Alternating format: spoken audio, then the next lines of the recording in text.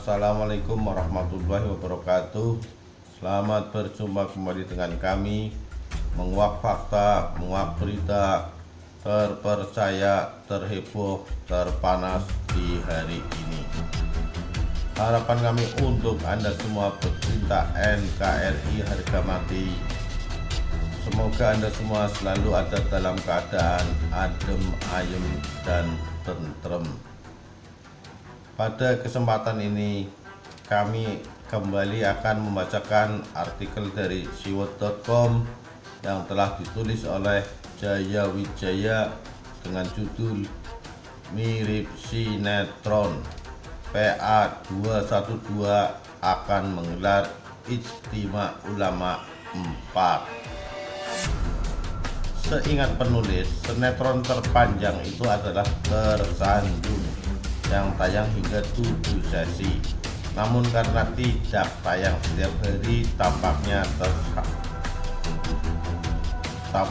Tersanjung harus mengakui bahwa sinetron terpanjang yang pernah tayang adalah Cinta Fitri, yang sekarang pemerannya sudah hijrah menjadi malaikat berjenggot yang auto suci.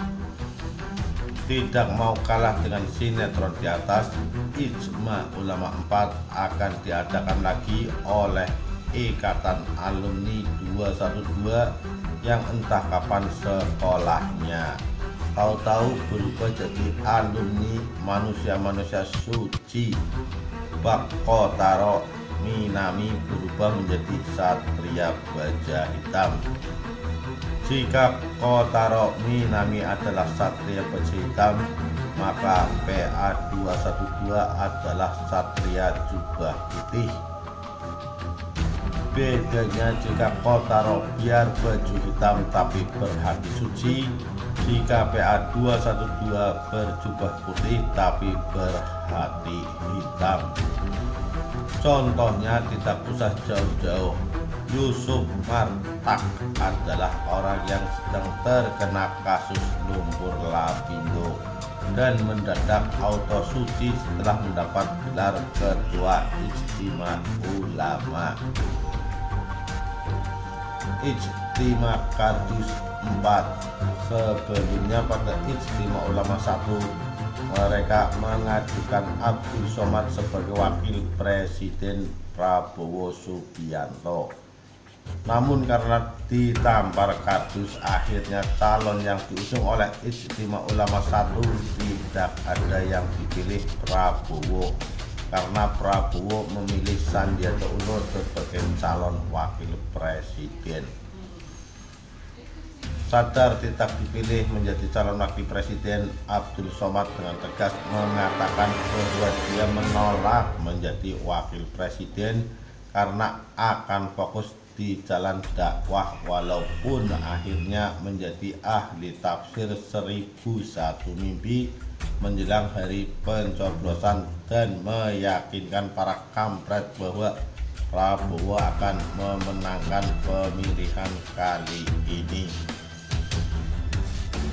Ijtima Ulama 2 tidak jauh berbeda, hanya menegaskan dukungan kembali kepada Prabowo Subianto dan Sandiaga Uno, sekaligus mengangkat Sandiaga Uno mendapat gelar kehormatan sebagai santri milenial.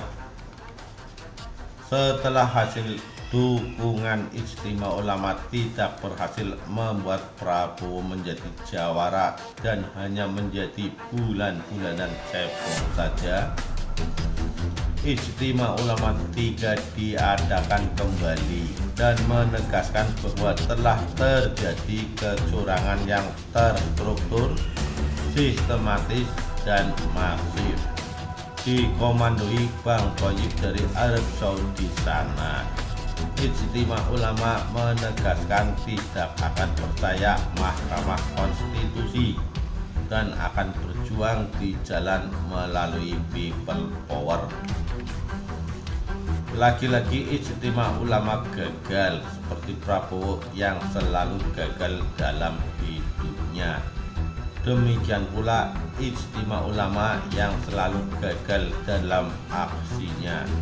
Kali ini Ijtima Ulama yang akan berjuang di jalan dikalahkan oleh aparat keamanan dan kepolisian, di mana di dalamnya seorang Kapolri luar biasa bernama Tito Karnavian yang dengan keahliannya dalam mencegah kasus teror berhasil menggagalkan para setan gundul yang didukung oleh Ijtima Ulama 3.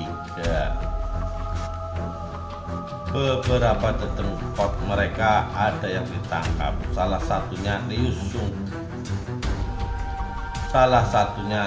Sungkarisma. Kok ada tokoh Tionghoa dan kafir di dalam Ijtima Ulama? Entahlah, penulis pura-pura tidak tahu saja. Demikian pula dengan Ustadz Bahtiar Nasir yang akhirnya melarikan diri menyusul Bang Thoyib yang sudah lebih dahulu berada di Arab Saudi. Ibarat guru kencing berdiri, murid kencing sambil salto lalu bilang wow. Setelah kegagalan demi kegagalan, dengan tidak malunya mereka akan menggelar Ijtima Ulama 4. Inti dari pertemuan ini adalah meninjau ulang kembali posisi mereka di koalisi adil dan makmur, seperti nama tokoh bangunan. Tampaknya Prabowo sudah jatuh ketimpa tangga, lalu ada anjing lewat digigit. Ternyata anjingnya rabies dan akhirnya dioperasi. Setelah selesai operasi, gunting operasinya ketinggalan di dalam dan harus operasi ulang. Begitulah kira-kira yang saat ini dialami Prabowo Subianto. Setelah kalah untuk kesekian kalinya, Prabowo masih saja berpotensi harus keluar kardus untuk kesekian kalinya. Jika ingin dukungan kembali oleh Ijtima Ulama, jika ingin didukung kembali oleh Ijtima Ulama 4 yang saat sidang gugatan MK penulis tidak menemukan bantuan berarti dari mereka kepada Prabowo, ya begitulah nasib bergaul dengan preman-preman berjubah agama. Demikian ditegaskan Habib Novel Bamukin yang dilansir dari Tempo.com.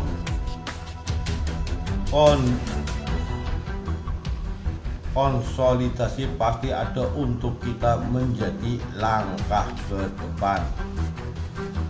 Konsolidasi pasti ada untuk kita menjajaki langkah ke depan bersama dengan partai atau tidak, dan itu bisa terjadi Ijtima Ulama keempat, kata Novel. Sekarang terserah kepada Prabowo Subianto, masih mau bekerja sama dengan kaum radikal seperti mereka atau tidak. Hanya Gledek saja yang masuk lubang yang sama untuk kedua kalinya. Namun tampaknya demi ambisi kekuasaan, Prabowo rela menjadi bodoh, atau mungkin sejak awal sudah bodoh, atau mungkin sejak awal sudah bodoh beneran karena terbukti selalu gagal dalam kehidupan dan dunia politik. Kesimpulan, apakah kebenaran Ijtima Ulama akan mengalahkan lamanya episode sinetron?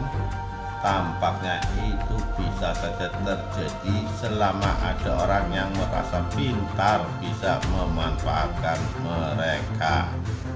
Padahal sejatinya orang tersebut yang dimanfaatkan oleh Ijtima Ulama untuk ambisi mereka. Begitulah pura-pura. Salam NKRI.